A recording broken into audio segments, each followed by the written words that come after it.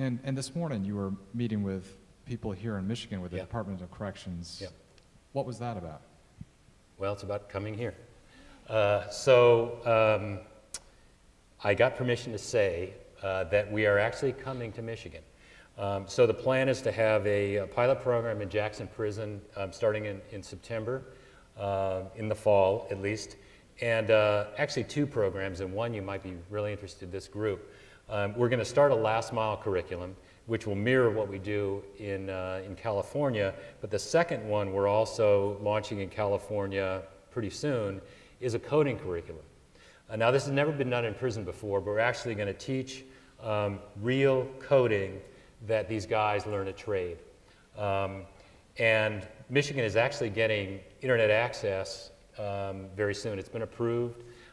So the goal is that we teach soft skills of entrepreneurship, but we also teach real practical use case of coding in the prison so these guys can get out and actually be competitive in the workplace. So can I add something to that? So I just want to qualify it that the internet access is not just global access, it's controlled access. Right. So they only have access to certain URLs, and it's a closed environment.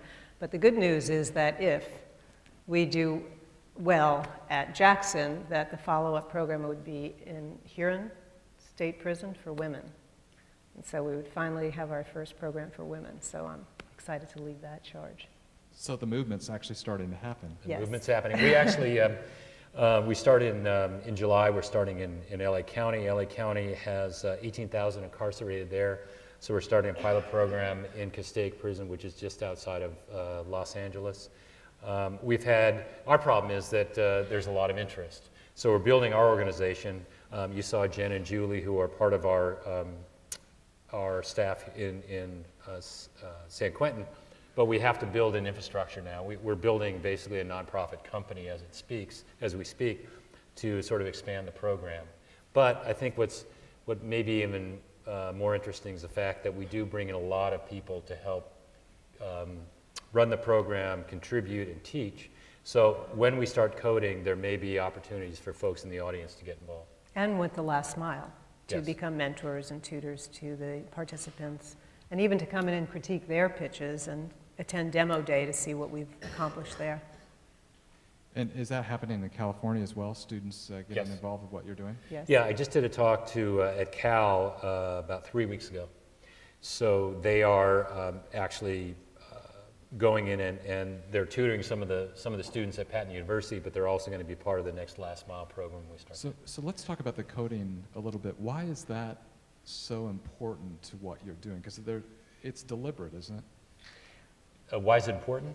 Well, you know, it's one of those things where if you're on an even playing field and you both have the same skills and you're just applying for a job, you know, unfortunately, the ex-felon's going to be at a disadvantage.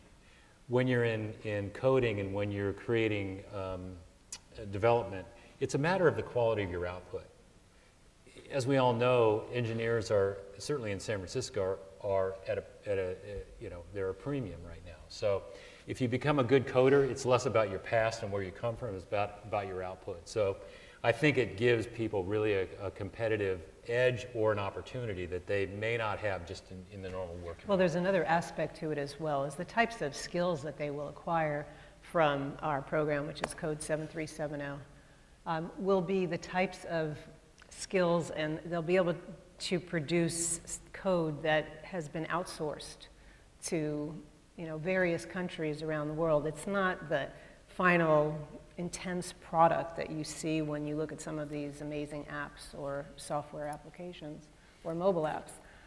So they're kind of, it's almost a skill that some of the most accomplished people in the industry don't do.